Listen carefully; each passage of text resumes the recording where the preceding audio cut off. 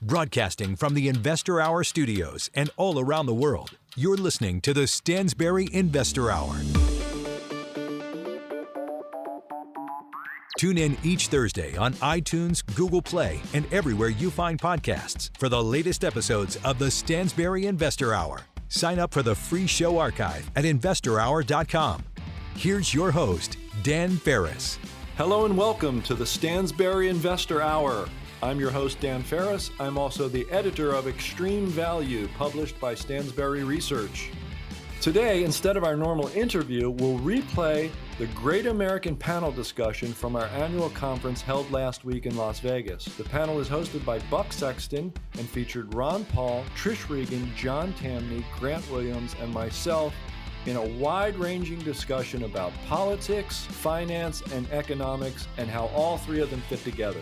In the mailbag today, kind of a light mailbag, good questions from our old friend, longtime listener, Lodevik H., and a couple other quick things. Remember, you can call our listener feedback line, 800-381-2357. Tell us what's on your mind and hear your voice on the show. For my opening rant this week, I want to talk about inflation and labor, and I want to mention a couple of sectors that I've mentioned as bubbles, but they've actually gotten cheap enough to be interesting. That and more right now on the Stansberry Investor Hour.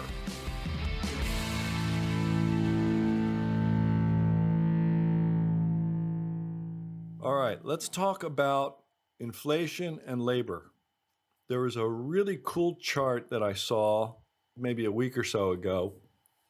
It came out in the Daily Shot, which is just a whole bunch of macro charts every day. And it was really neat because it showed United Kingdom data on labor stoppages, right? Like strikes and walkouts and things, and versus inflation. And it said that the two correlated very well going back to the middle of the 19th century, right? So I thought that was interesting and made a lot of sense. It's no secret that over the last few decades, organized labor has weakened. Labor unions are not as strong as they used to be in the United States. So labor used to mean, when you just said that phrase labor, you know, when an economist used the word labor in the United States, it meant something particular. It meant what organized labor does and what the members of labor unions receive when their leaders go to bat for them and negotiate with big companies. So today, labor means something different. And what I'm seeing, though, is I believe that this trend, and the data on the chart that I'm telling you about was from the United Kingdom, but I'm just going to kind of assume that the U.S. looks the same way if you put the data together. It makes sense, right?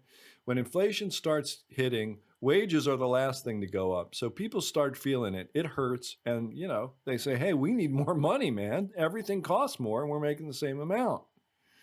So what's happening today? Well, I also saw some data and a couple of articles within the past few weeks that said Americans are quitting their jobs in record numbers. And there's data called quits, job quits. And quits chart just goes, it soars. It's taken off recently. And I know what you're thinking, right? Well, Dan, this is just an artifact of all these, of COVID, because, people are quitting their jobs because they don't want to get the shot. Maybe, but there's a very bottom line reality here. There is a calculus that these people must be doing. They must be saying, I feel so strongly about this that I am quitting my job. The wages can't hold me. The working conditions can't hold me. Nothing about this job can prevent me from quitting. You see what I'm saying? I find it really fascinating that so many people are quitting their jobs in record numbers. And you can just Google it if you want the numbers. The numbers don't mean anything to me, just the fact that it's happening.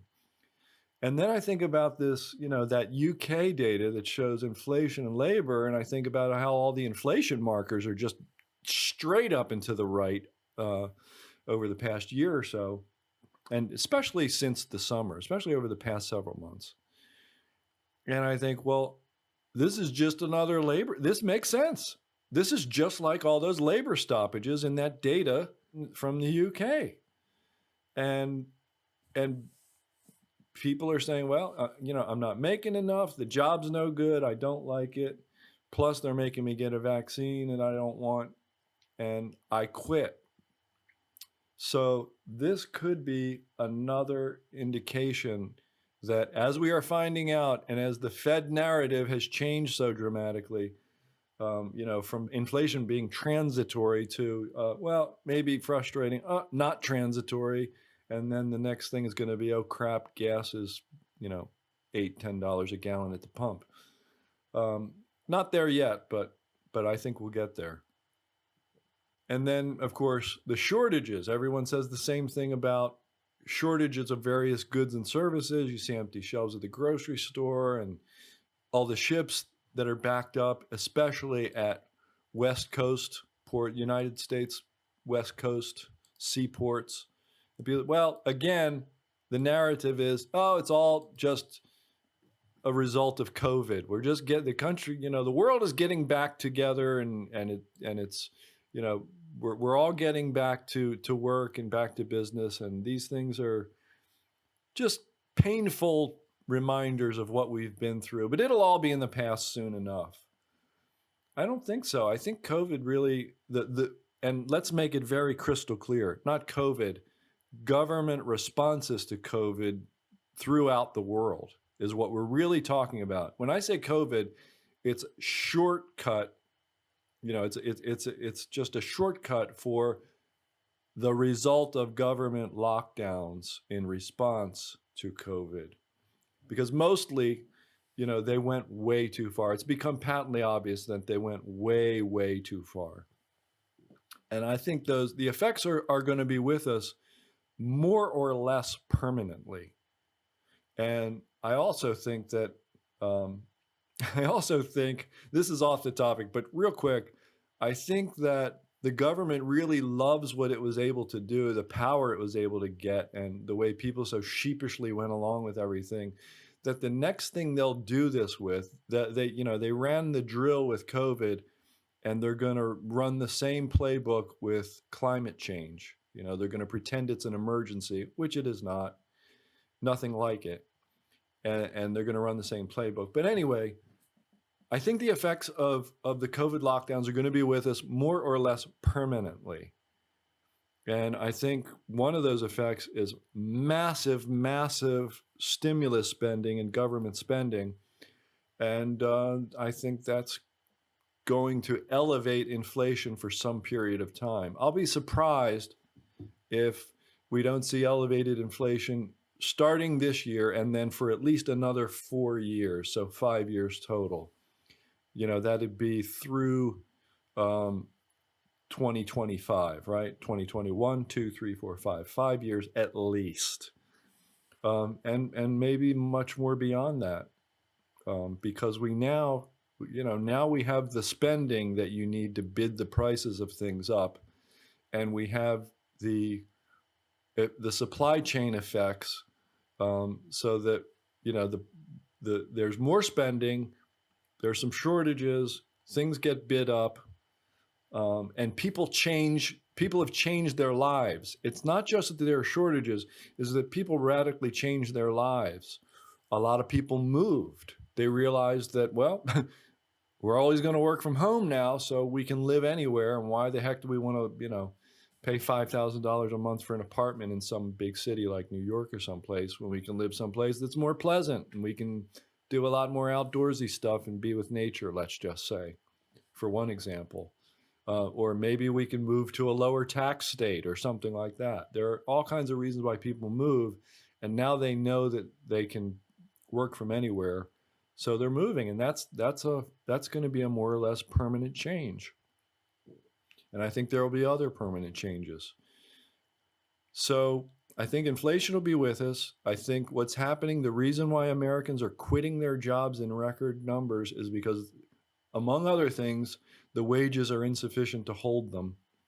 And even though wages have come up really fast recently, it's still not enough to prevent those record job quits in the United States. And this is going to, and you're going to have, in other words, you're going to have to bid wages higher. You're going to have to bid those jobs higher to get people to come back. You know, the Chinese curse, the ancient Chinese curse, may you live in interesting times, has come true. And this is just another way, and another way of looking at how times have gotten really interesting, frankly. I want to mention something else before we get to the economic, or I'm sorry, the Great American Panel discussion from the conference last week.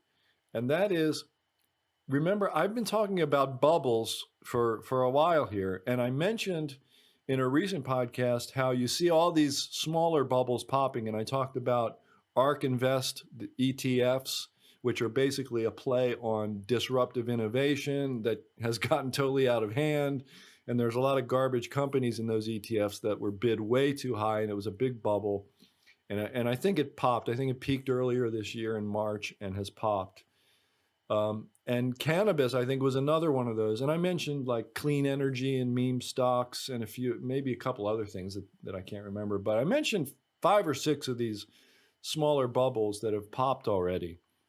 And, you know, 2 things about that. One is that could actually be a reason to expect more gains ahead in the stock market because, you know, when you get those little bumps, it prevents the bigger bump of a major, broader market crash, right? That's how volatility works. As long as it stays good and bumpy, you won't get the huge events. But when it flattens out and there's no volatility, then you're setting yourself up for a big crash. So, you know, that's one reason why I don't even try to predict crashes, because volatility kind of prevents them from becoming anything more than rare events. That's one thing. The other thing is, these things crash hard enough, they get really interesting. SPACs got really interesting because a lot of them were trading at discounts to their net assets. So you could go around and find a bunch of SPACs that hadn't made an acquisition yet and were trading at a discount to their assets, which are all cash, right? That's what a SPAC is. They go into the market, they raise a bunch of cash, they say, we're going to use this to make an acquisition, and if we don't do it in a certain period of time, we'll give you the money back. So if you can buy it at a discount to that cash, you won't lose money if they don't do a deal, right? And you might get if they do an acquisition, you might get a nice quick pop out of it. You know, sometimes they buy a company, the market gets excited about it. I mean, if you bought Digital World Acquisition Corporation for $9 or $10 before they said they were going to buy Trump Media and Technology, you know, you could have gotten a 2-day 10 or 12 bagger out of the thing, right? It was amazing. So I think cannabis is that way too. And of course, Tom Carroll of Stansberry, my colleague and friend at Stansberry, he runs the Cannabis Capitalist newsletter. And I saw him in Vegas and he was really excited, really super excited. He says these companies, a lot of them have profits and cash flows and defendable competitive advantages. They're great businesses. And now they're trading for like single-digit multiples of cash flows. So like SPACs, the cannabis bubble has gotten destroyed enough to make those stocks really, really attractive. And I just didn't want to let this happen. You know, I'm so bearish most of the time. I don't want to pass up the opportunities to get into things that have gotten crushed back into being really, really attractive. So SPACs, cannabis, probably some other stuff out there that got really, really beat up and is really interesting. All right. So I just wanted to point that out. And overall, I have to say, we also saw a great presentation on cannabis from Aaron Adelheid, who we've had on the podcast twice. And he's a really smart guy, great investor, really, you know, value-oriented, bottom-up, great research. He's really good at finding situations that other people don't find. And good at finding like really good businesses that are just kind of flying under the radar. And he's found a lot of those in the cannabis space. and did a great presentation. And I was at dinner one night at the conference, and I had Tom Carroll on my right, or on my left, and Aaron Adelheid on my right. I just got up and told Tom to take my seat, and I said, look, my work here is done. I brought you two together, and they got along famously and had a lot to talk about, because cannabis is really, really an exciting thing right now. Okay, so, overall, look, I told you last week, what I told everybody in Las Vegas last week, and I told you, about Aaron Adelheid and Tom Carroll. It was a really great event, and it is a really great event. It's a great event every single year. I mean, I got back last week, just flew back late last week and didn't realize how much I missed doing the conference because we couldn't do it during COVID in 2020. And I've been at every single one of these things. I love it. It's like, it has that feeling of community that you can only get from occupying the same space with all of our Alliance members and other readers. I've been doing this for, Porter hired me in September of 2000.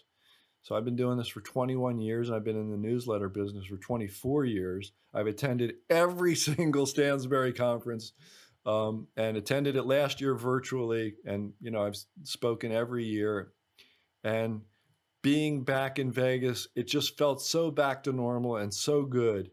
And if you haven't had a chance, if you weren't there and you haven't had a chance and you don't know anything about our annual conference that we hold in Las Vegas each fall, but next fall, we're going to do it in Boston. So that'll be really cool. That'll be unusual.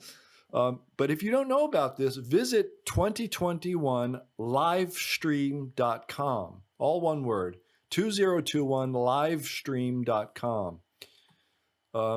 This year it was fantastic. We had Mohammed El-Arian from Allianz, formerly from PIMCO, one of the biggest investor, economic thinker, commentators in the world today. He gave the keynote speech, and it was all about inflation and deflation and the narrative and what the consensus is within central banks and elsewhere. And we had, did you ever read the book Moneyball by Michael Lewis? Moneyball is all about this guy, Paul D. Podesta, who revolutionized baseball by using statistics.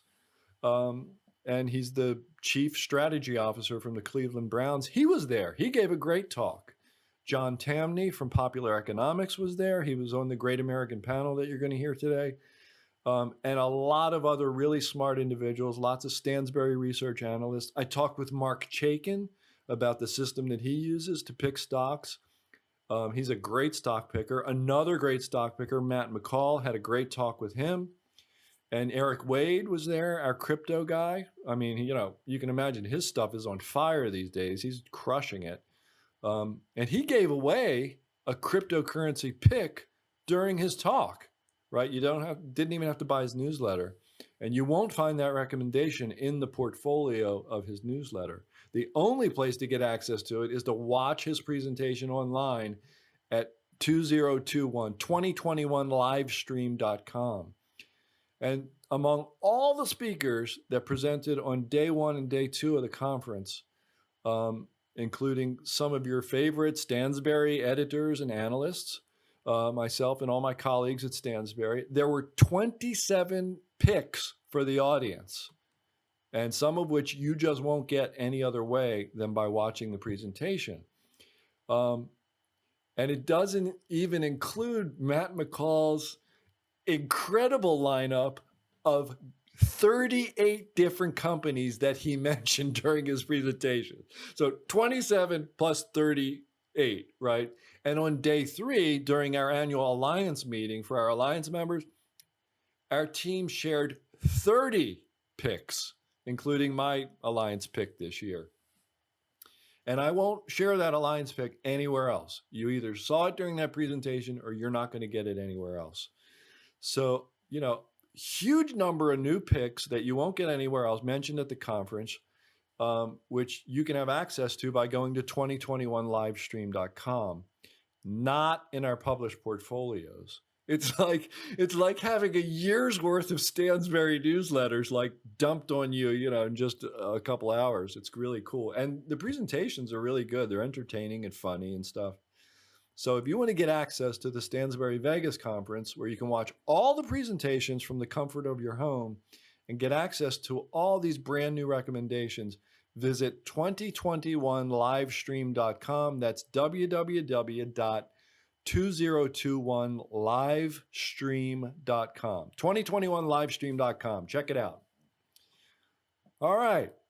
Now I want you to sit back and enjoy the replay of the Great American Panel discussion with Buck Sexton as host, featuring Ron Paul, Trish Regan, John Tamny, Grant Williams, and myself.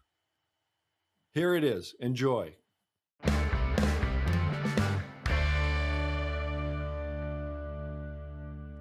Well, hello, everybody. This is going to be very exciting, I assure you. Welcome to our Great American Panel, full of great Americans. Actually, I thought a fun way to do this might be just really quickly, almost like they do the icebreakers at summer camp or something. We're going to go down the line. Just please introduce yourself briefly. Go ahead. You first, sir. Hi, I'm Dan Ferris. Who doesn't know who I am here, for God's sake? This guy doesn't know. Hello, sir. I'm Dan Ferris. I've worked for Stansberry longer than anyone but Porter. Okay?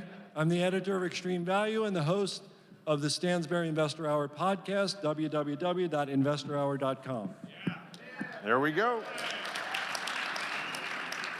Sir.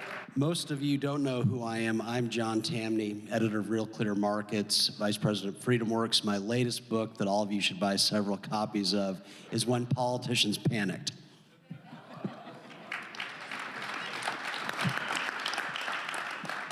Hey everyone, it's good to be back with you. I met a lot of you a couple of years ago, my first time at the Stansberry Alliance Conference. I'm Trish Regan. I am now the publisher. I've joined the Stansberry family of American Consequences and host of the Trish Regan Show, as well as the American Consequences podcast. It's really good to be back with all of you, and I look forward to an interesting panel tonight. I'm Ron Paul. I spent a few years in Congress. And then I got smart. But since that time and prior to that time, I spent a lot of my energies and desires to do one thing: promote the cause of liberty, believing that will find the solutions for most of our problems.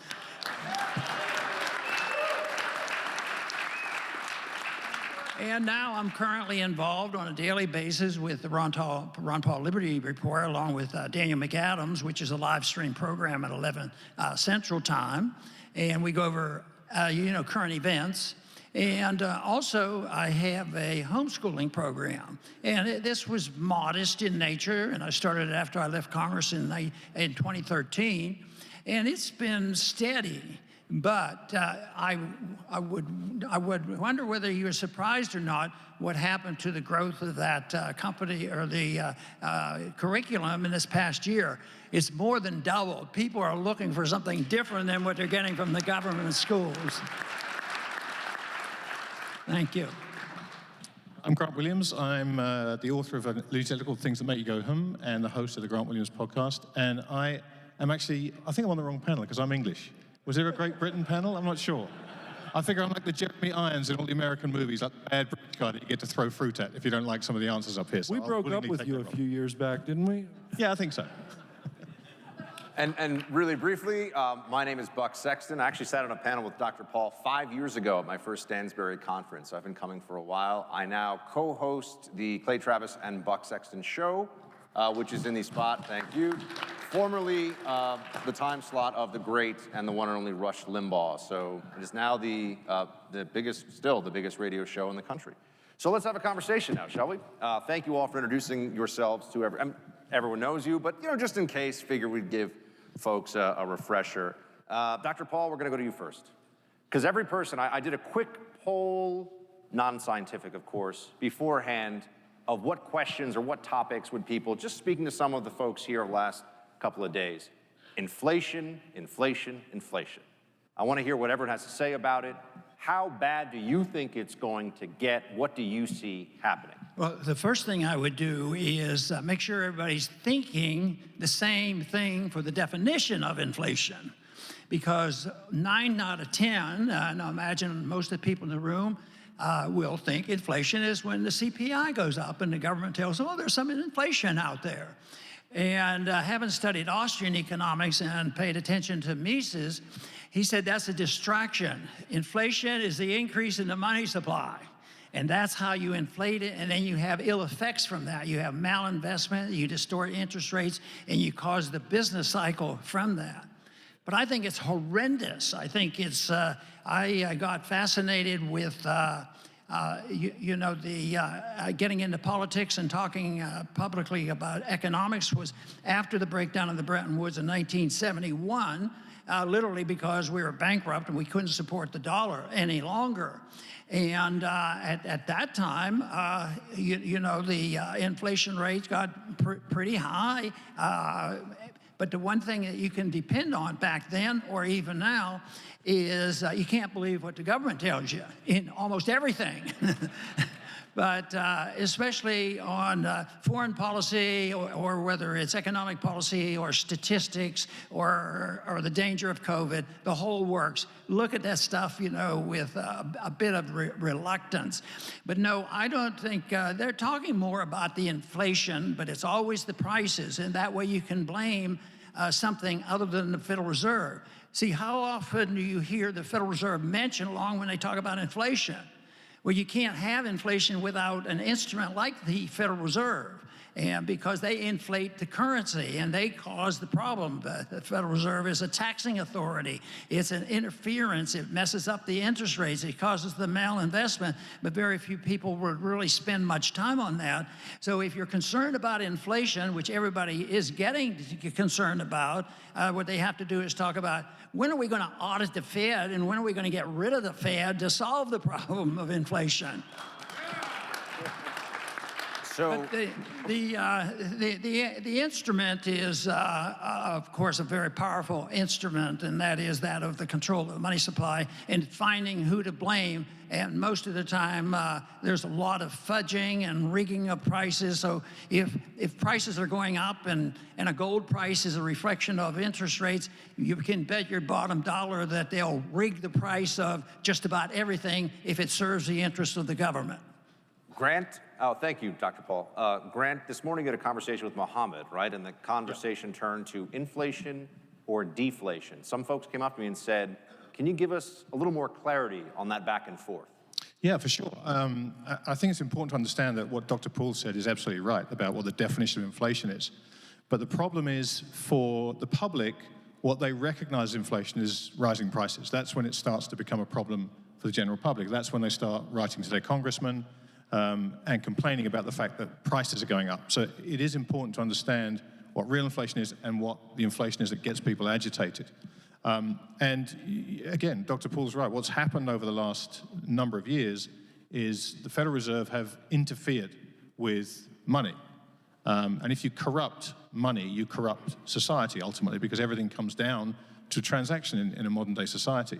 So we've had 40 years of deflationary tailwinds. And if you have 40 years of mild deflation and a Federal Reserve that's willing to step in and prop up any weakness in the stock market, you have the perfect conditions for rising asset prices, and that's what we've seen. So this deflationary pulse that's been fought by the Federal Reserve, really, if we look at somewhere like Japan, where they've had deflation for 20 years, everything's still functioning over there. What we've seen is a massive attempt to prop up asset prices, and it's worked this far. But the problem comes when we see inflation that is recognized by the public. And that, in some ways, is the end game for the Federal Reserve. Everything they've been able to do to keep the lid on all this for the last 20 years when the pressure's been really high has been able to be completed because there's been no inflation as the public sees it. Now we've hit the point where the CPI is at almost 6%, the PPI is up at almost 9%, and these rising prices are starting to become a problem. Back in the 70s, Paul Volcker needed President Carter's permission and his blessing to raise interest rates. Carter was voted out of office, Reagan came in, he needed Reagan's permission to raise interest rates, and both presidents essentially gave the same speech to the nation because inflation had become a problem. That's where we are right now. Inflation is starting to become a problem. The deflationary tailwind is dissipating. There are arguments that it's still the main problem we have to face, but I don't think that's correct. I think inflation is the thing we have to worry about, because if inflation sticks, the Federal Reserve will have to raise interest rates, and everything, and I mean everything, from stock prices to bond prices to real estate prices to private equity, is now utterly dependent upon rates staying low forever. So that, to me, is the most important thing for people to understand, that rates really cannot go up. One quick thing, anyone who wants to jump in on anything afterwards, by all means, and Dan wants to jump in with a question to you. Yeah, so you're not buying transitory inflation, and you're not buying COVID pure supply chain induced, it sounds like to me. The transitory, we spoke about this, Dan. You know, the Federal Reserve, if you look at the minutes of the Federal Reserve meetings for the last 6 months, they mentioned, I may get the numbers wrong, but May, June, August, September. May, June, August, there were between 2 and 9 mentions of the word transitory. September, it wasn't mentioned once. So even the Federal Reserve Open Markets Committee is starting to come around to the idea that this isn't transitory. And that's a huge problem. If it does stick, it becomes a huge problem for the Federal Reserve. Trish, what happens if this 1.5 to 1.7 to, depending on the estimate, some people say you add the infrastructure bill on top of this, you're looking at a couple trillion more. If it actually goes through, and this spending, we're talking about inflation, we're talking about the effects in the economy. We've already spent, what was it, 1.9 trillion earlier this year in a direct stimulus. Democrats went with that. What happens if these trillions go through in the Biden agenda, the Build Back Better plan? I think it's going to fire back on him. I mean, I think you're going to be in a situation where you have even more inflation. I hesitate to say hyperinflation, only because when I think hyperinflation, I think Argentina, Venezuela, Germany years ago. We still have the benefit, although Dr. Paul would not call this a benefit. He'd say this is a bit of a curse, I think, of being the world's reserve currency, and thus everybody still wants to be in U.S. dollars, which, helps us on the margin, but long-term may be a real detrimental thing ultimately. My concern about all of this really is what it means for your average American consumer, because our standard of living as Americans is constantly decreasing, being depleted by this inflation. I mean, it's really pretty remarkable, because it takes so much more money now to live than it did years ago. And I love how no one in the mainstream media ever reports on this. This got me. Last month, they had, incomes that came out, and the New York Times is thrilled because they said, guess what? Incomes are finally going up. And I'm like, wait, okay, so we're going up like 1%. Has anybody bothered to look at CPI, which is up at that point last month, it was 5.4%. In other words, real wages, they're not going up at all. This is just acting as a tax on American consumers, digging us further and further into debt, further and further into the hole, reducing our lifestyle. John, what do you think about what the Biden administration has done so far to the economy and all the spending that's gone on because of COVID? What are the after effects going to be? Well, by definition, there's this myth even promoted by our side that spending provides a sugar high. No, it doesn't. Government spending is just politicized allocation of precious resources, whereby you have Marco Rubio and Elizabeth Warren allocating resources as opposed to Peter Thiel and Mark Zuckerberg. And so the damage to the economy is immediate. And so there's no question that if they get a bigger spending bill, that's going to harm the economy. There will be no near-term growth. If you look at it more broadly, I think it's important to stress a few things. Inflation is as old as money is. Inflation well predates central banks. Let's never forget that FDR devalued the dollar in 1933.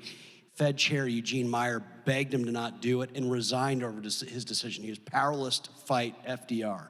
In 1971, Arthur Burns begged Richard Nixon to not delink the dollar from gold. And this is important because I would disagree with Dr. Paul. Inflation is not an increase in the money supply. And how we know this is, let's imagine if we went back to a gold standard, which I think many of us would want. If we went back to it, the dollar would be much more credible globally. and use of it as a payment system would be much more global. It would be used even more in global transactions. Good money is everywhere. Bad, devalued money is scarce. Let's never forget, in Weimar Germany, the mark disappeared precisely because no one trusted it, but a dollar got you everywhere then. Can I just, Dr. Paul, did you want to respond briefly before we brought in the next question? Yeah, I wanted to touch quickly on this idea of deflation. People worry about the deflation, think that may come. And I don't think there's any concern about deflation. That means the money supply is going to shrink and prices are going to go down like we had in the 1930s. We're not going to have that. The deception has to be that prices are going up for sinister reasons. People are making too many profits, or union wages are too high, or somebody's fixing prices somewhere. And then they will do what we did and saw done in the 1970s, and that is put on wage and price controls, which is the worst thing you can do. So you control these things that they don't like. Now, we were told that no matter what, that they can handle things. You know, if there's any chance of deflation or there's weakness where they need some dollars, it was Yellen, I believe, who said, it was Bernanke. He said, don't worry about it. We will always take care of you. We'll have helicopters out there if necessary. And that's what we've been watching. Just go outdoors and the money keeps coming down. It used to be, it used to be just QE. But the QE continues, and then we still continue with a modified QE, $120 billion a month. And it's purchases, and it just goes on and on. But it's always cover up. It's always cover up for a very bad system, and it should be dealt with in moral terms. If we thought of the politicians who vote the deficits and then make sure the Federal Reserve will monetize, it's immoral because it's theft, it's counterfeit. But most people don't deal with it in that. But who suffers the most? It's the middle class that suffers. They're the ones who really get squeezed on that. And the rich, it is true, the rich get richer and the poor get poorer, and this middle class gets wiped out. And Austrian economics has preached that for years and years. And I think it's so important to understand that, or we won't concentrate on what we have to do, and that is curtailing government. That is the real problem that we have, and the inflation is going to eat our lunch. It's already been eating the lunch of a lot of people already. I predict it's going to get a lot worse. That lunch is getting more expensive for sure. Pardon me? The lunch is getting more expensive. Eat out these days. You see the price of beef, the price of a lot of things. Dan, I want to give you a shot at the inflation, spending, what's coming next ball. Inflation is a complicated topic, and the Fed's relationship with inflation is a complicated topic. The Fed prints $1 of currency, they go into the market, they buy $1 of income-producing securities. That act in itself is fundamentally deflating because you've removed income from the economy, you've increased bank reserves, and you've given the whole world a reason to suspect that maybe it's not a good idea to use those bank reserves and lend them and spend them. So what we really look for is what has finally happened. Where is the lending and spending coming from? Well, it's coming from where it eventually always comes from, doesn't it? The trillions and trillions that you've asked us about. So that the spender becomes the government. That's where your inflation comes from. That, to me, that's the real source of it. And what I talked about yesterday was the narrative.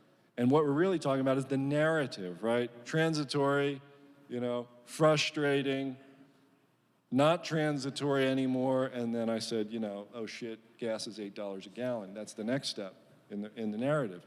And by then, our gooses are cooked. You'd better own the right assets. You'd better be prepared for this. Grant, supply chain.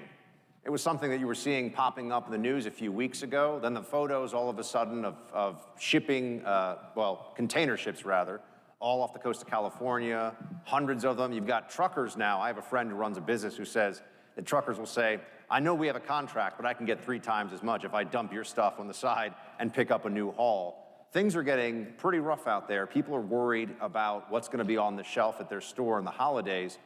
What really caused this, and what can be done about it, and how bad is it going to get in your mind?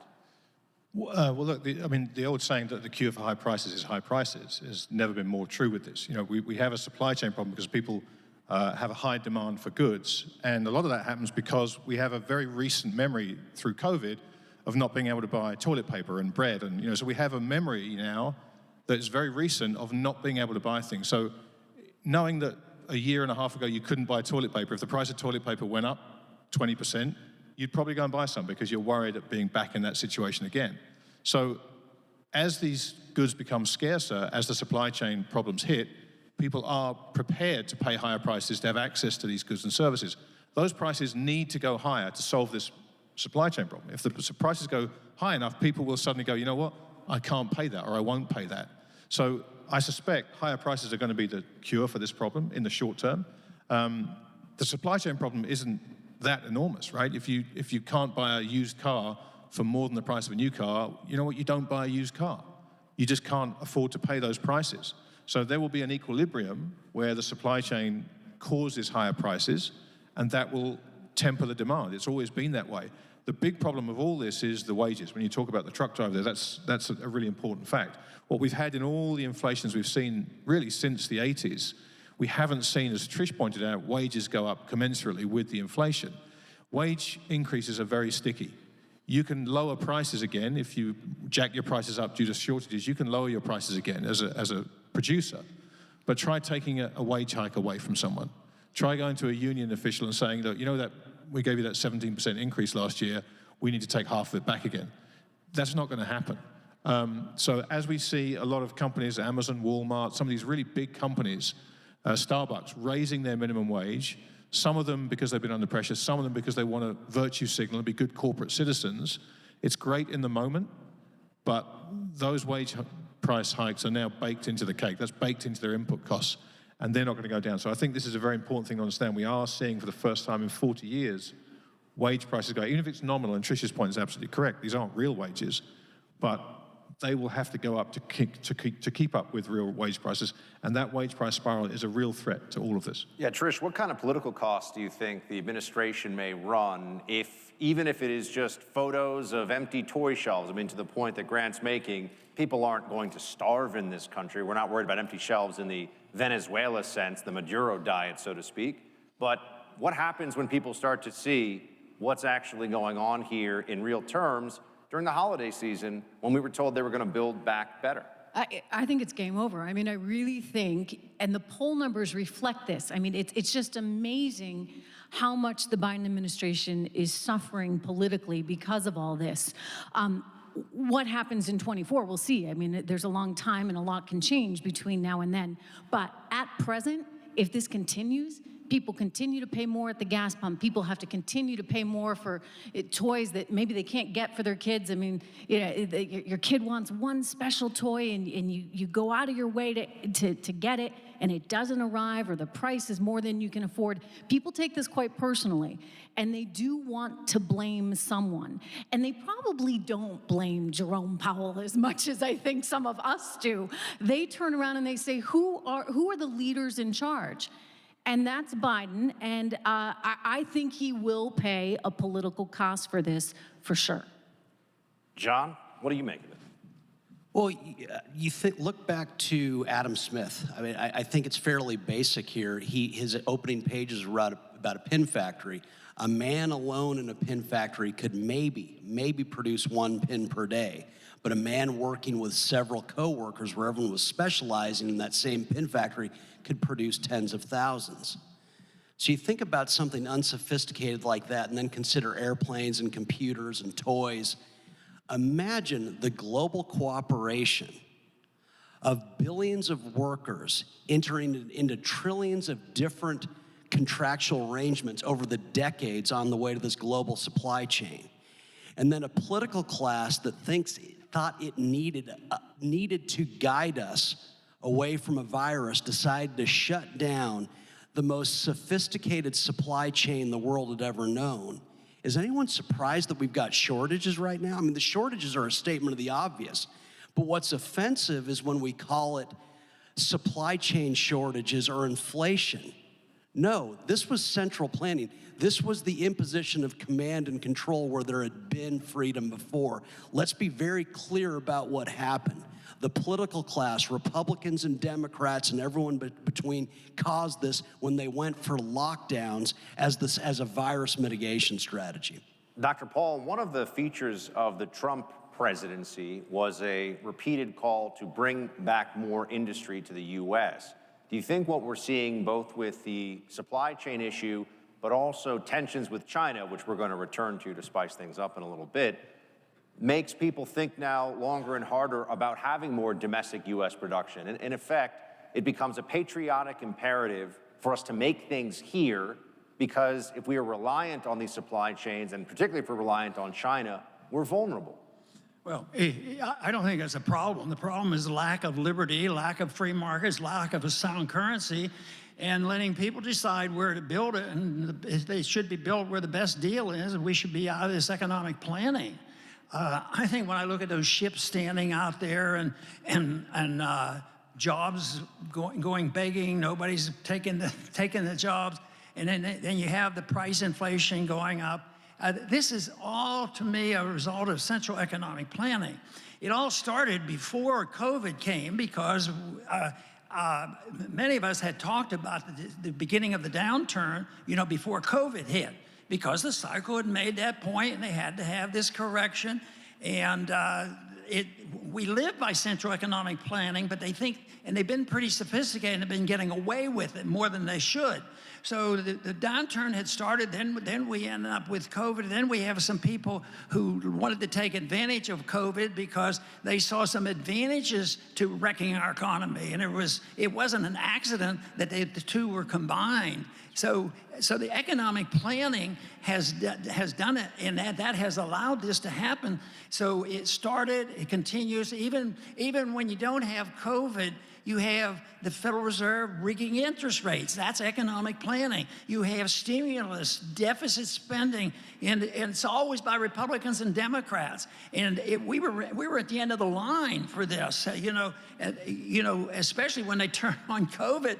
I mean, when you started seeing trillions of dollars, and this whole idea, well, it's that Biden guy, he caused all these problems. He's caused a lot of trouble, but I tell you what, if you look at the statistics of the last 30, 40 years, Republicans are no angels when it comes to cutting back on spending. We don't have a free market.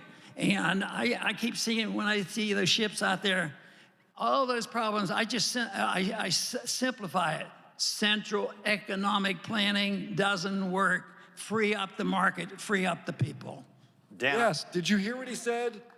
How many times have I told you they're all the same? Republicans, Democrats, they're all the same. You're an idiot if you think otherwise. You're picking teams. No, the left is good, the right is good.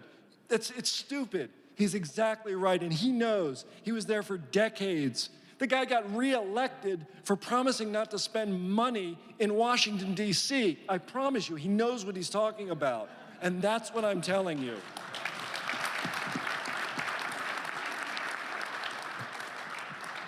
So with that, Dan, if you had spiced it up, He said it better than I did. Yeah. With that, something that's a fun, quick thing I like to ask people is, usually on other subject matter, but on this one I think it will work well. If we got you a couple of minutes in the Oval Office with this administration, just put aside that with this one good, this one bad, the previous, if they were going to take your advice and based upon some of the shared principles you've identified with Dr. Paul here, so that things would get better, so that the ships wouldn't be all snarled, so that we wouldn't have the inflation that we're seeing and the money printing and all this. But what would you tell them? What would you want them to do that could be a realistic implementation on a policy side? Or even take one or two things. Realistic? Yeah, realistic. I'd ask him if I could have lunch and if I could get some good wine. I mean, I wouldn't ask him, realistic. He's not going to listen. He doesn't even know what day it is. I mean, come on. Realistic? I mean, it's true. Realistic? I mean, realistic, I'd say, hey, Joe. I'd just say, let's go, Brandon. That's what I'd say to him. All right. Does anyone have a follow-up? Because I feel like this is a good moment for a follow-up. I wonder what makes you think that things would be better if he was more lucid. Maybe we're better off with him not knowing what's going on. Exactly. Exactly. If I could just get him not to show up for a year. There you go. So I don't think we're going to have the White House solving this anytime soon. We can agree on that one. Give me a sense, if you would, here. I've got so many great questions. Some of them are crowdsourced as well. But Grant, there has been some discussion recently of FedCoin. And I had a bunch of people asking different Bitcoin questions. But FedCoin, even Janet Yellen brought this up. So it would be a digital currency, but not based on the blockchain system that the federal government controls, which a lot of people in this era of the IRS may be looking at bank accounts of $600 or transactions of $600 or more would say, this feels a little spooky. Do you think they're serious about FedCoin? And if they are, what would that mean? Well, the idea of a central bank digital currency is not a new one. The Chinese have been trialing their own, the DCEP, for about a year now in certain parts of China. And realistically, whichever way you look at this, the future of money is probably going to go digital. Blockchain has kind of opened people's eyes to that.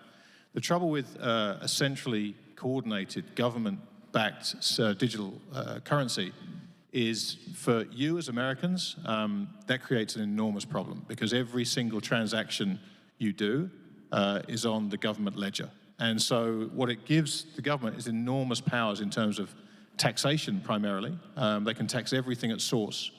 But more worryingly, they can start to look at your spending habits. They can start to look at the things you spend money on.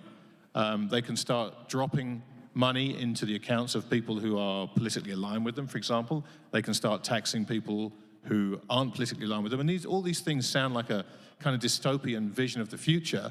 And maybe they don't come to pass. But the problem that we've seen with government is if you give them the power to do something, and Dr. Paul talked about central economic planning.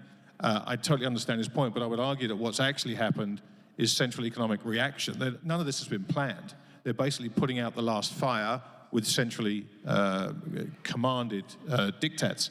So if you realize the pressure the government is under, you realize the pressure the Federal Reserve is under, and you give them the means by which they can solve many of those problems by taking money out of the public's pockets and directing spending, this creates tremendous temptation for a government and a central bank whose backs are against the wall.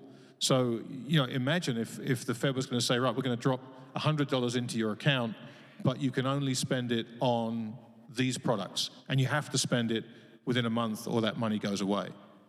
All these abilities come with a central bank digital currency, and every central bank in the world, every major central bank in the world is either trialing them in the case of the Chinese, who people I talk to are very knowledgeable about this stuff, say are way ahead of Western central banks. The British are talking about Bitcoin, which I think is kind of cool. The ECB are talking about their own one. The Bank of Japan are talking about their own one. These things are coming. And understanding not necessarily what they will do, but the powers and the abilities they offer to governments are important to understand because every single one of them is a solution to a problem that the government has that we don't have. And the government's problem is they don't have enough money. Where is that money? It's in the hands of the public. And instead of printing it out of thin air, they are soon going to reach the point where they have to take it, which is what these wealth taxes are all about. So be very careful about these digital currencies and understand what powers a central bank mandated one gives to the Federal Reserve. I got a question for you. Is the USD already a digital currency? You could argue it is, absolutely. But the central authorities don't have the means by which to directly take it out of your bank account just yet. They can show up with a warrant. They can take it out of your bank account. They freeze your bank account. But depositing and having a ledger of every single transaction you make with your money, they don't have that yet. How far could we possibly be from that if they're the #1 bank regulator? Look, the trouble with it is you disintermediate the banking system. The Federal Reserve and the government becomes the banking system. Yep. And that is a problem. And some people would argue that's why this won't happen. But everything Dr. Paul's talked about, the steps that have been taken are necessary to solve a problem. And that problem is only going to get bigger. And the powers they are going to need to solve those problems are only going to get broader.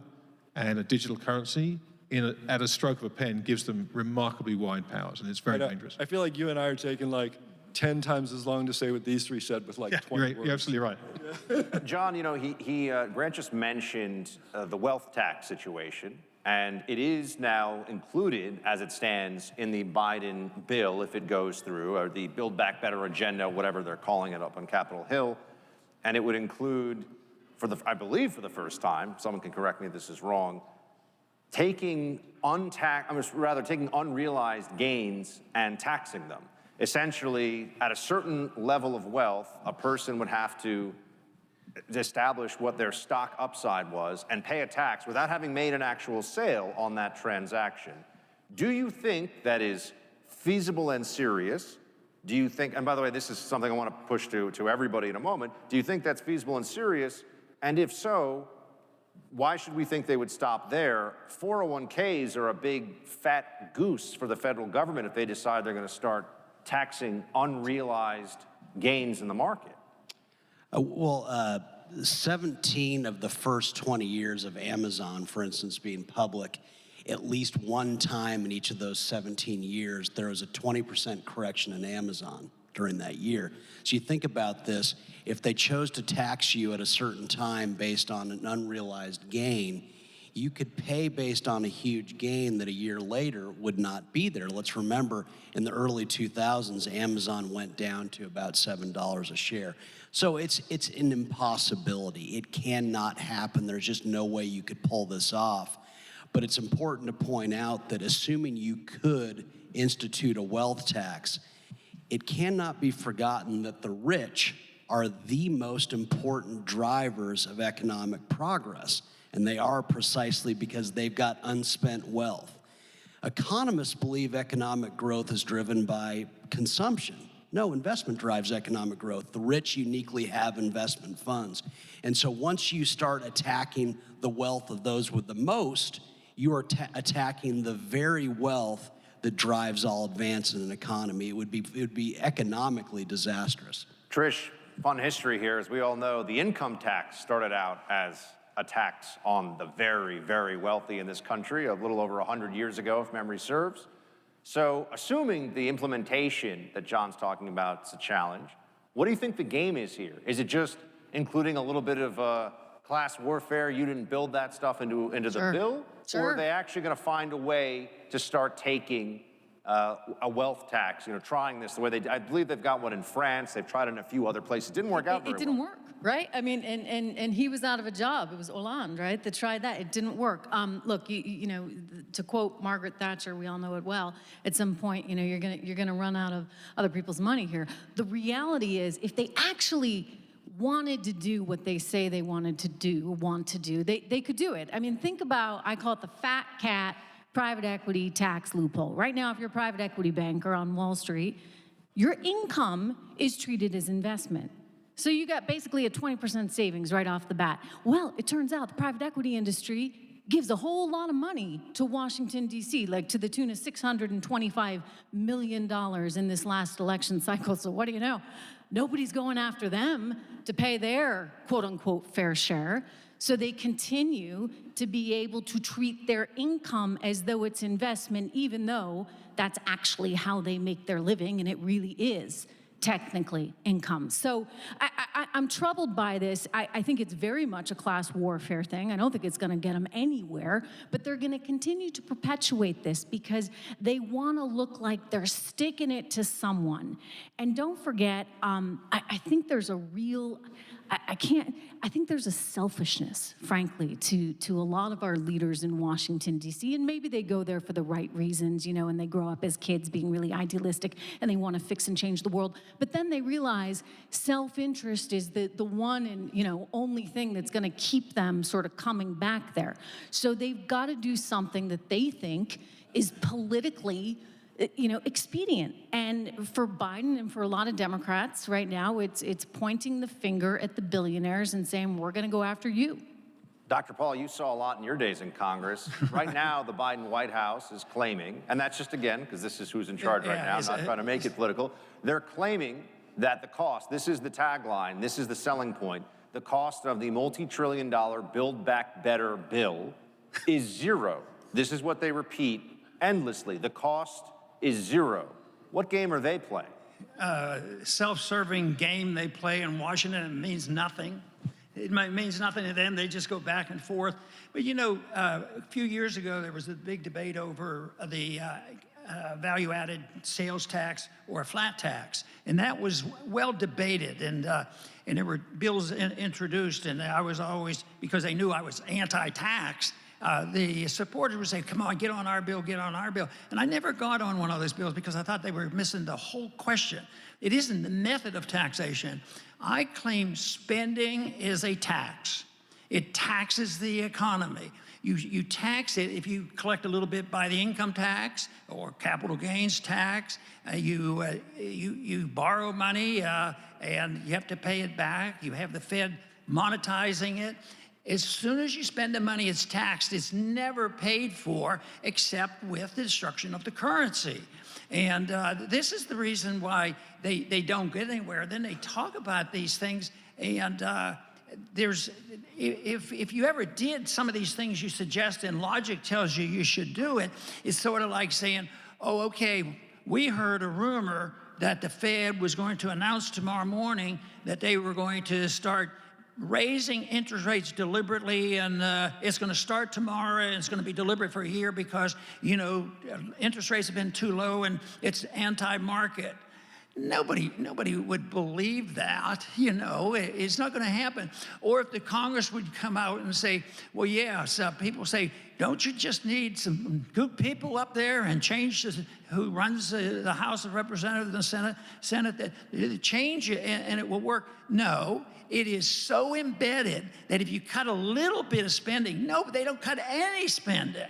And they're not going to lower interest rates. It's different. I think that, you know, 2 years ago when those overnight rates went up to over 10%, I think it was a telling point of how bad this was, because that's when they restored QE, and they've been continuing with it. They can't cut spending. They can't cut printing. They can't cut, you know, running roughshod over our liberties, and they can't stop militarizing everything. The big thing this week was how soon's Biden going to start a war with China? You know, this sort of thing. It goes on and on, but how many times have people been blamed? They say, you know, throughout our history, you know, wars are good for the economy. Well, I heard George W. Bush argue that case. Wars are good, and he got his little war going. But believe me, it's not good for liberty, and it's not good for the economy. The only thing that we should be talking about is how you define personal liberty and what the government can do to preserve that and let you do what you want with your life and your money and your property.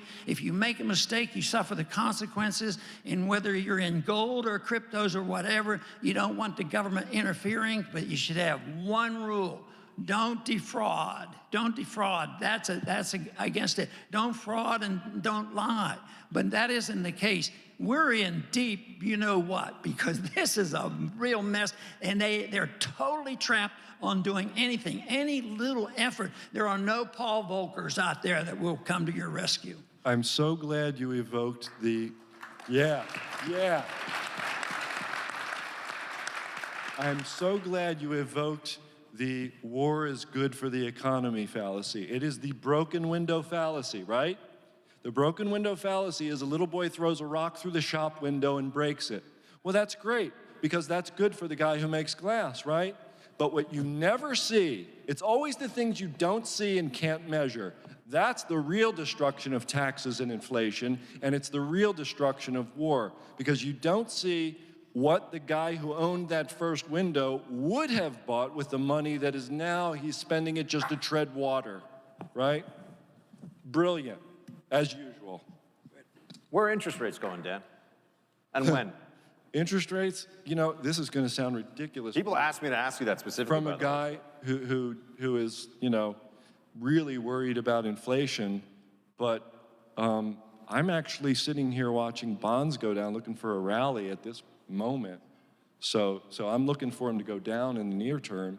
And look, we've seen the playbook. Bank of Japan gave us the playbook that the Fed is, you know, a few years behind. The Fed just hasn't started buying equities yet, right?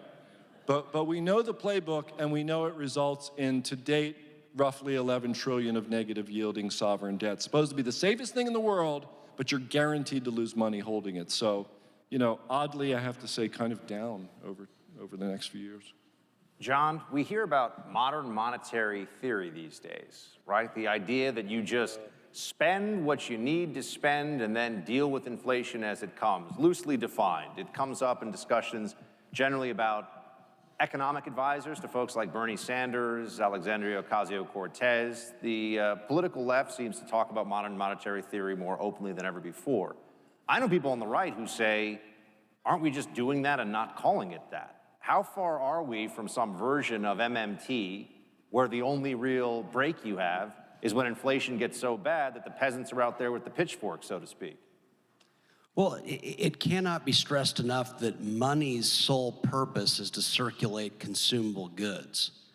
Without production, money has no value. There's no basis for it. And there's a reason that Honduras spends very little money. Its politicians, it's not that its politicians are cheap. There's just no production in Honduras. In the United States, it's the richest country in the world, and politicians have arrogated to themselves a percentage of the production of the most productive people on earth. And so this notion that you can create money puts the cart before the horse. Money is a consequence of production.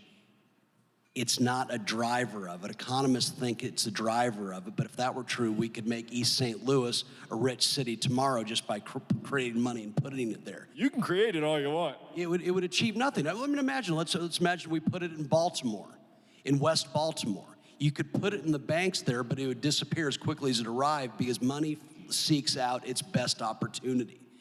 And so this notion of modern monetary theory insults basic economics. There's only demand after production.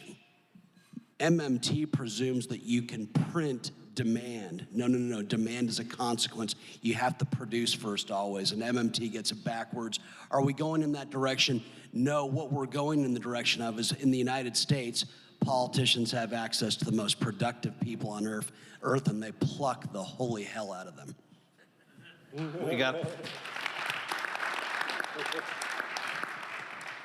Trish, we got a lot of questions from folks about China, and specifically China, Taiwan, some of the saber rattling. That's a term we'll always hear, right? We've used it, I'm sure, in the news broadcasts. Do you worry about a Chinese invasion of Taiwan? And what do you think that would do to the markets if it actually happened? Yes, I worry about it. I worry about a lot of things. It's not top of my radar right now. I think inflation is my number one concern. But look, I worry about what I call the Chinification, if you would, of the United States of America, given what they want to do with the IRS in, poking around in our bank accounts, given what we've seen big tech do, and Mark Zuckerberg's metaverse that he's been talking about, where we would have an alternative reality controlled by big tech. There are a lot of things to worry about. I do think that would be, that would be highly problematic, and we'd be coming to this sort of, where do we want to be in the world? Do we care enough about Taiwan that we'd be willing to engage in some kind of catastrophic event? And look, I think that would just be a horrible situation on every front. And not to sound too isolationist, and those that know me know I'm not. But we have to pick and choose very carefully here. And if Taiwan is something that we want, then I think that there are things that will need to be done soon, Buck. But I hope that, to Dr. Paul's point, I hope that it would never come to that. I think that at some point we have to turn inward and rely more on ourselves and domestic production so that we don't go down the course that we may. Dr. Paul, do you worry about it? And if it happens, what should the United States do? The first thing I would not do is I wouldn't get involved in it if it didn't have anything to do with national security. And if we look at what we've done, especially since World War II, the first thing is the restraints that have been placed on the Congress and on the people is you're not supposed to get involved unless you have a declaration of war. And we fought all these wars. Millions of people have died over this. First thing I would do is if they get into a squabble over there, that's their business. And I would not send anybody here or any of your kids there, over there, because the results won't be any better than Afghanistan. We've had 20 years over there, and people are just angry because we left too soon. There's still people who want us to go back to Vietnam because we lose faith. We lost faith on that. So now I think non-intervention in your personal life, non-intervention in your economic life and the money you have, and non-intervention in foreign policy, they are good policies that the world would be a lot better off, and there'd be a much greater chance of peace and prosperity. But what we have done over these many decades is that we have, bought a lot of stuff from China.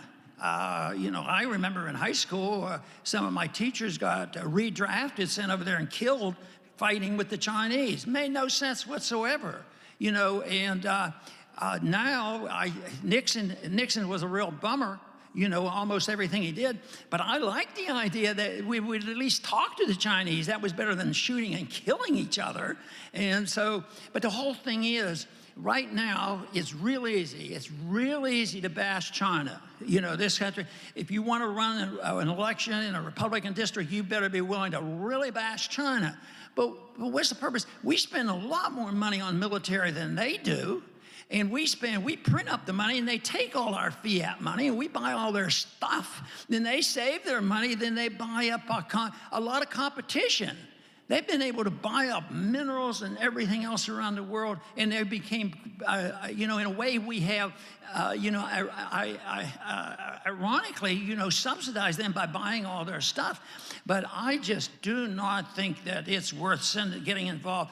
First thing is this whole thing is we're just pestering people. When we send in, we have to show our might. We have to send in our warships into the straits and right up to the border of China. There's such things as false flags and mistakes made, and it happens eternally. People will do it, and some people want a war without, and they would orchestrate it. So we should have a much greater desire and an understanding of why we don't need those wars. And back to the issue, wars make us destitute. I remember the Depression, but I remember World War II, and we were poorer in World War II than we were. This idea that World War II ended the Depression, economically speaking, has no truth to it whatsoever. Anyone else on China, Taiwan, by all means? Yeah, just a couple of points. Whenever you read about this China situation, particularly with regards to the US and particularly with regards to Taiwan, you have to understand the lens through which you're getting your information, which is Western media. I spent the best part of 20 years out in Asia, and I still have a lot of friends out there, and the conversations I've had recently really put a different slant on this. So what do China want if they talk about invading Taiwan? Well, there's a sovereignty issue. The Chinese believe it's still part of the mainland. But the main thing they want is the semiconductor production. That's really the jewel in the crown. Now, the Chinese don't need to invade Taiwan. The Chinese are already in Taiwan, going to the engineers at Taiwan Semiconductor, UMC, the big fabs there, the big foundries, and basically tripling the wages of their engineers. Say, look, here's what you're doing in Taiwan. Why don't you get on a plane? There are now direct flights between China and Taiwan. You're an hour away from home. You're going to get 3 times the money. It's the same language, it's the same cuisine. 25% of Taiwan's working age males earn their living in mainland China. So they don't need to necessarily invade China to get this technology. The second part is people talk about how a blockade of the oil for China would be a disaster for them. They've got something like 151 days of oil supplies. The US could put an embargo on oil, block oil supplies in China, and it would turn this thing over in a heartbeat. But with the US moving away from Afghanistan, what we see in Taiwan, there are some very loud pro-democracy voices, but the vast majority of the wealth made in Taiwan is made on the mainland. There is a very, very clear set of dots to be joined that says Taiwan actually voluntarily goes back to the mainland. We get reports of how it's anti-democratic, the democracy in Taiwan is so important. If you go to the ground in Taiwan, you'll see it's not such a big deal. and the loud, squeaky wheels are the Democrats. So there is a very clear path that the Taiwanese might actually just say, you know what? We consider ourselves part of the mainland. There doesn't need to be a shot fired. You won't read that in the media over here, but talk to people that live in the region, talk to people that work in China, and that is a very, very distinct possibility that you're not going to read about anywhere over here. So just when you hear about this, it has to be a shooting war. Don't believe that. Do some research. Dan, anyone else want to add to this conversation? Well, I'd just like to say that my guess is if there were something to happen, it wouldn't be very bloody, and it wouldn't because there's so much cross-border investment from mainland into Taiwan and vice versa. So there's an incentive to keep it peaceful. But more broadly, to Dr. Paul's point, it cannot be stressed enough that to visit China today as an American is to feel like you're a very welcome person. You feel more at home than the average person. Because everywhere you look is a McDonald's, Burger King, KFC, Apple store, Nike store. Everything over there is American. The Chinese people, say what you will about Xi, the Chinese people are conducting a love affair, and it's a passionate one with all things American. Apple sells a fifth of its iPhones there. It's the second largest market for McDonald's. 4,200 Starbucks there on the way to tens of thousands. It is a massive market for U.S. goods, and so I find it just strange. China was much a bigger threat to us when it was a desperately poor communist country than it is now as a country that its people are finally tasting the fruits of economic freedom. Are they as free as we are? No. But these are people who love all things American, and all you need to do is visit there to see this. Dan? What he said. Okay. So we're getting to the point here where we just have a last few moments, and I wanted to give you each, this is sort of like the pageant, if you will, at the end, where we can say what you want the people here to take away from where we are right now in the economy, how things are going in the US, and what you see going into next year. Obviously, we're basically in November. People will be looking at 2022. COVID, how bad is it going to be this winter? What does it mean for the economy? What does it mean if the Biden package goes through? We've got some big things on the horizon. We'll just go in order. Grant, what do you think? The simple answer is we don't know the answer to any of those questions, right? We're all speculating about an unknowable future. So the one thing I would implore all of you to do is to pay attention and to not take things that you read at face value. Understand the problems facing the government, facing the Federal Reserve. They're very, very real, and they are not discrete problems of 2021. They are the culmination of problems that was set in motion in 1971. This is a 50-year, 60-year problem that's been building up here, and we are reaching the point where it becomes too big a problem to solve with regular policies, which we've had before. So things will happen. Measures will be forced upon governments. They will be confiscatory in nature. They will be desperate in nature. And the only way that they can do any of this thing is, unfortunately, to Dr. Paul's point, to remove the money from your pockets and your bank accounts and to remove your personal freedoms. So be aware of that, pay attention to that, and understand what's happening, because you're not going to find that in mainstream media. You need to dig in places that perhaps you're not used to. But please, please understand, read, and educate yourselves about the dire situation, not just America, but in the entire Western democratic world is in. Thank you. Dr. Paul? You know, this forum was good because you went on a lot of issues, political issues, economic issues, but usually it would lead me into a more generalized approach because I see so many problems, but I also simplify it to believing that free people and less government is a big solution to the problems that we have. So I do talk about that a whole lot, and more or less was driven me into politics, not to be in politics, but to change the system.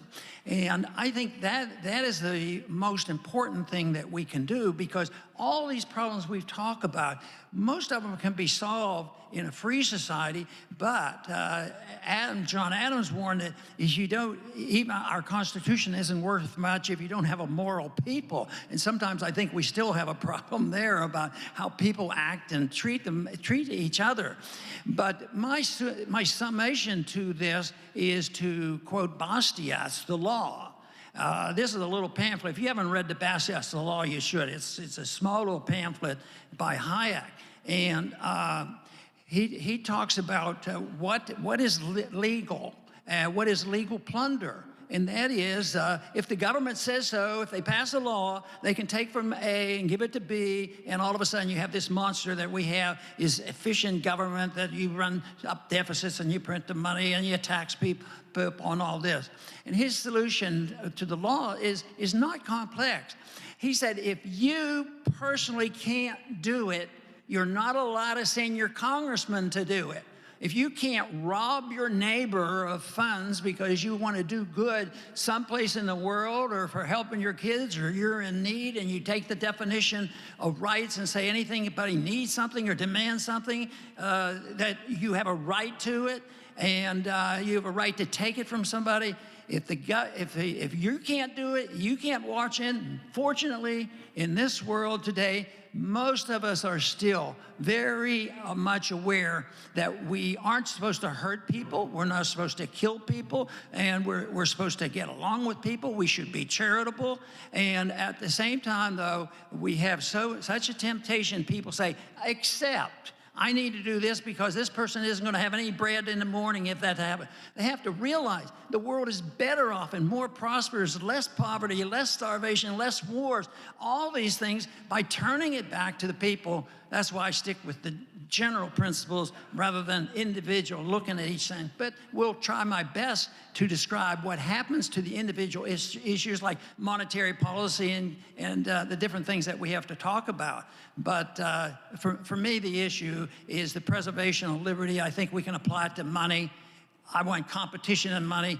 I talk about gold and I talk about crypto, but that's not the issue. You want freedom of choice, and this, because our country hasn't provided that freedom of choice, and that's what we need to get back to. And that is not complex. That debate's been going on for several thousand years. I'm going to continue at that.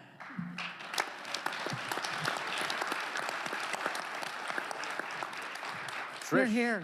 No, we need that freedom. My biggest concern, and I feel this in a very acute way now, in a way that I never have in my entire reporting career, I feel that our freedom very much is under threat. And it's not just our freedom to prosper, our freedom to spend our money as we choose, our freedom to grow our wealth. It's our freedom of speech as well. And there is a very, and certainly Dr. Paul, you know this well. I know it as well myself. I got in trouble the other day with YouTube because I did a video on stagflation. Stagflation, because somehow this had, hit the big tech nerve. And I'm like, really? I'm just explaining stagflation. But you know why it hit a nerve? Because there is the threat of stagflation right now, and they see that as a political thing. And there is a desire to keep a certain crowd in charge. Now, that can turn on you pretty quick.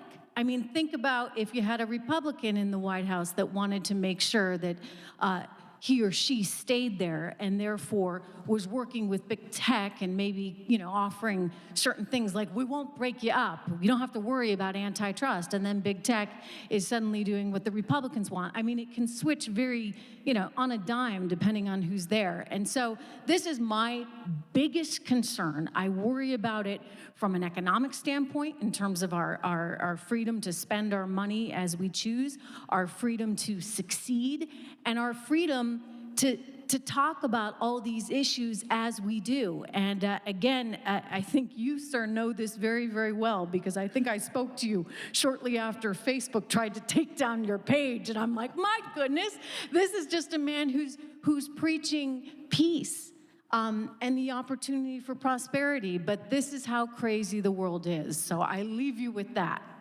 John, the 30,000-foot view. Mine would be more go forward optimistic. Let's never forget that a bad day in the United States is an amazing day anywhere else. Let's never forget that the Great Depression was, by global standards, boom time. And so let's keep that in mind. It's so easy in a country this rich and prosperous to point out the bad things. And I would argue that the lockdowns were the biggest human rights violation of the 21st century by far. Yet we persist. And we continue to, and so it's easy to get caught up in the bad stuff. But let's remember that people were predicting the demise of the United States before the United States even became a country. They've been wrong for 245 years, and my guess is they'll continue to be incorrect. Americans are remarkably resilient people because we descend from all the crazy, industrious people who came here from around the world wanting something better. And I think that makes us unique, and I think it sets us up to prevail against all sorts of negativity. Now is not the time to lose faith. Be optimistic.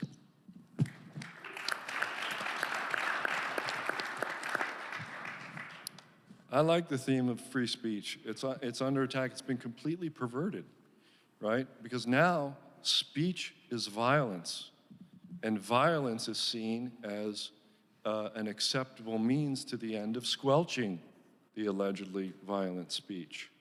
It's been completely flipped upside down, and we seem too many people, I won't say this crowd, or even most people, too many people seem to have forgotten that civilization began when the first caveman called his neighbor a son of a bitch instead of trying to kill him.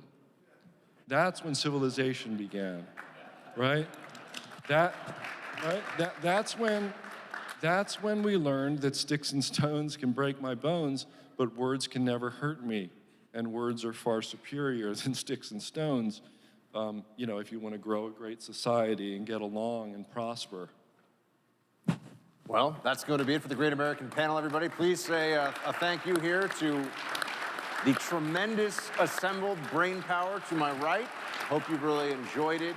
Thank you for those of you who came up to me and said, hey, pose this question to him. And we obviously could have gone a whole lot more, but I know you've had a day of a lot of this, and you'll have more tomorrow. And we thank you so much for coming and for your time. Thanks, everybody.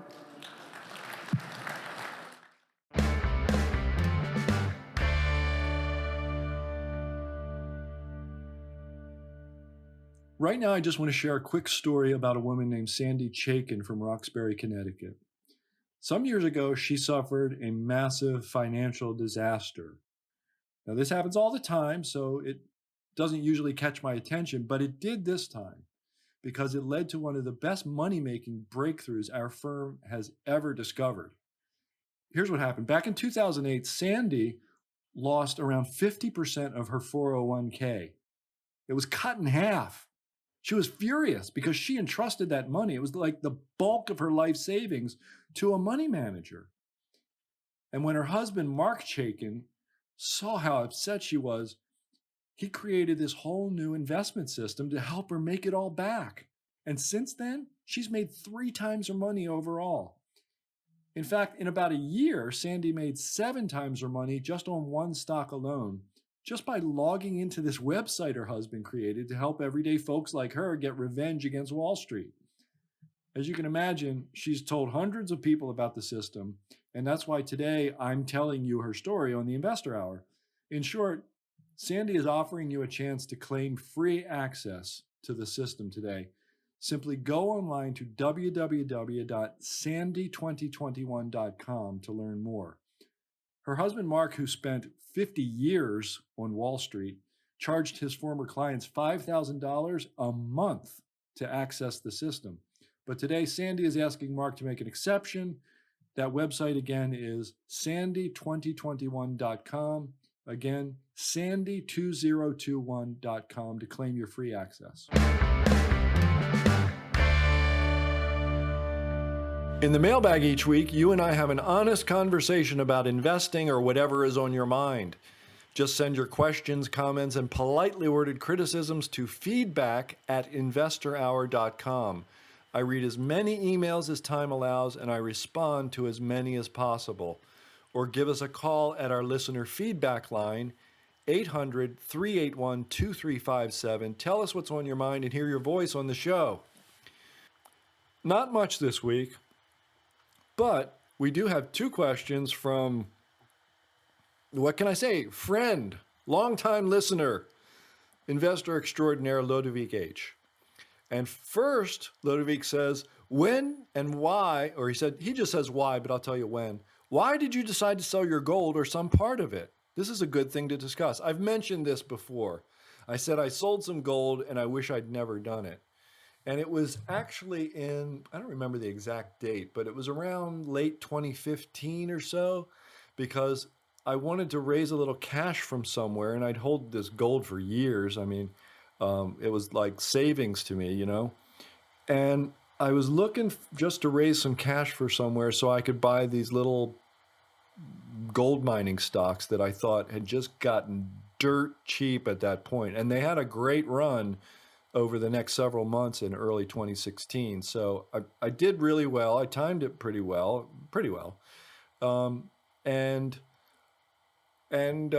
I made some money, but I still, even though I have more dollars as a result of that, I wish I had the gold back, man. I didn't appreciate the good feeling I have from owning gold. I didn't sell it all. I just sold a little bit, but still, I don't like it. I don't like selling gold. I don't like departing with gold. Second question from Lodovik H. What's your idea about what President Biden is doing around the oil and gas industry? Not allowing new exploration, canceling Keystone XL pipeline, talking to Saudi Arabia, trying to get them to drill more. Well, we've covered this a couple times, and I think the main outcome here is that it's great for investors because you get a double whammy. There's going to be some good plays in the green energy space that he's talking up, and the world can't function without fossil fuels. We're going to be highly dependent on fossil fuels for decades to come. So when you discourage production, you reduce supply, and therefore demand remains the same or more, and you reduce supply. What's going to happen? The price is going to go up, and oil stocks are going to be a great performing asset. Oil itself, if you're in the futures market, is going to be a great performing asset. Natural gas. I mean,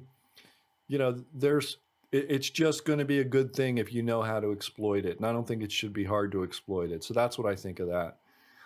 I just want to say thank you to the caller on our listener feedback line who talked about carbon credits and renewable energy. You didn't leave your name, but I agree with you. Okay? I totally agree with you.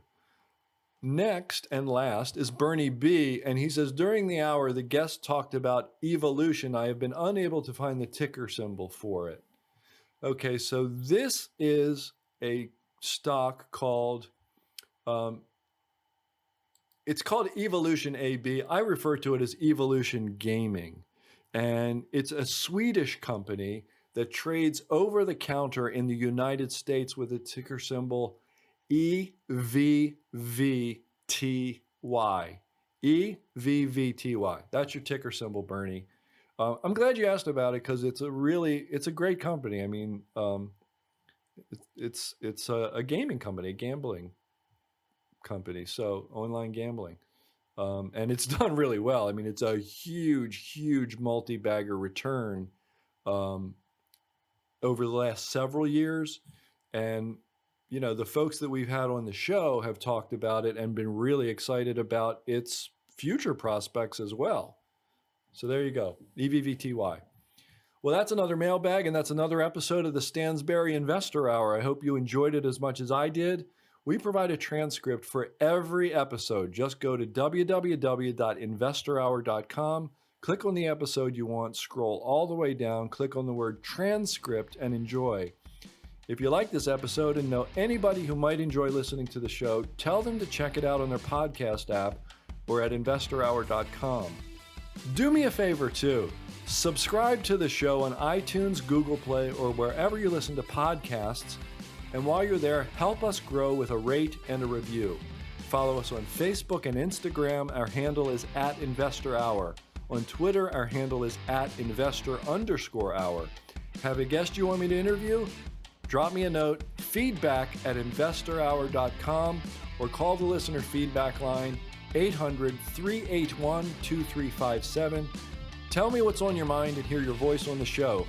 Till next week, I'm Dan Ferris. Thank you for listening. Thank you for listening to this episode of the Stansberry Investor Hour.